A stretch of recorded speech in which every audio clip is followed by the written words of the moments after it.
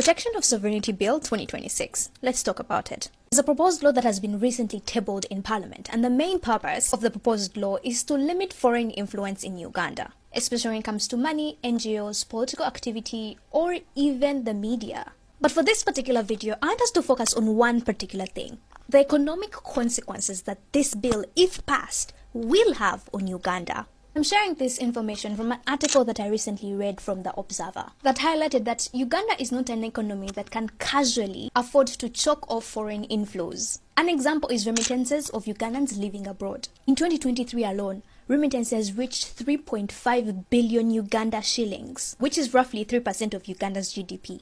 It also pointed out that between April 2024 and April 2025, Uganda registered around 23 currencies in Uganda's remittance transactions. That alone shows how wide and important these inflows are.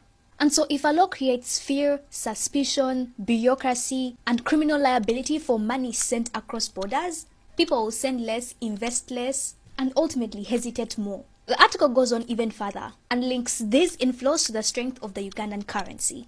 The Bank of Uganda has previously said that remittances help support the country's foreign exchange reserves. So when you reduce remittances, NGO funding, or private foreign inflows, you are not just hurting households but putting pressure on the currency itself. And the weaker shilling means more expensive imports, higher inflation, and ultimately a higher cost of living. And let's not forget that Uganda's financial system and social service systems are deeply connected to foreign-supported institutions. The NGO Bureau accounts and argues that a decline in NGO inflows can reduce liquidity in the banking system and lower the amount of money circulating in the economy. And that is important to understand because in a country like Uganda, NGO work tends to cover up for where government fails to deliver.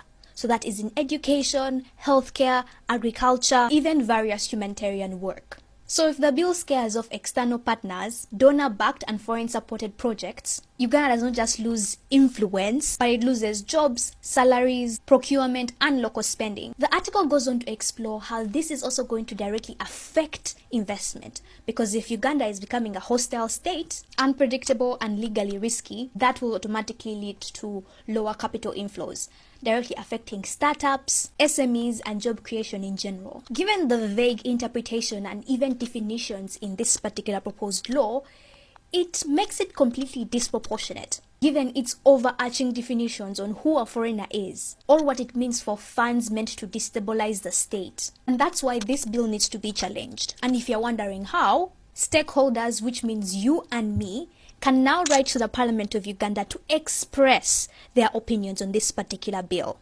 But furthermore, you can influence your members of parliament to think about this bill critically before they decide to randomly pass it. And this doesn't matter which political party you belong to, it matters that every single Ugandan is going to be affected by it.